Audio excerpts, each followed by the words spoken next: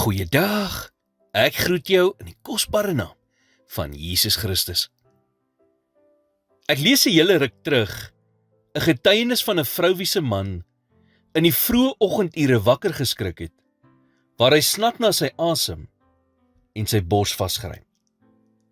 Daar was nie tyd om die ambulans te bel en vir die ambulans te wag nie.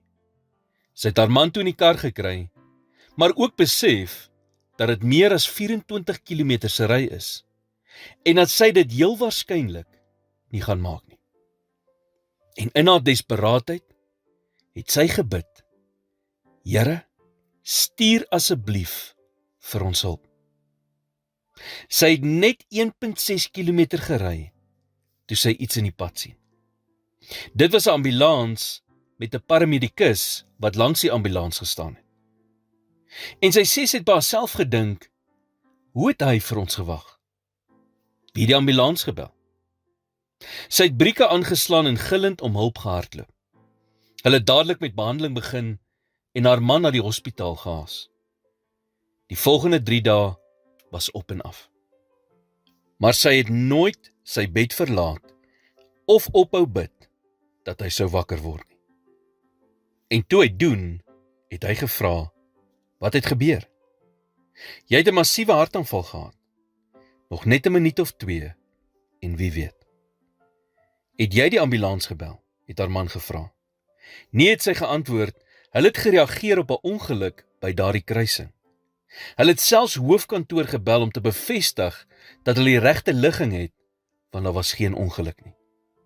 Toe kom ons, sekondes later daar verby. Psalm 50 vers 15 sê, en roep my aan in die dag van benoudheid. Ek sal jou uithelp en jy moet my eer. Die realiteit is dat daar meer kere is wat God ons wil help as wat ons gehelp wil word. Ons gee nie altyd die situasie oor aan God nie, want in ons agterkop voel ons weet wat die beste vir ons is. Maar ons doen nie. God weet wat die beste vir jou is. En hy dra jou beste belange op die hart. So as God gretig is om ons te help, hoekom dra ons dan nie meer gereeld na hom toe nie? Here, dankie dat U my toevlug en my krag is in tye van benoudheid.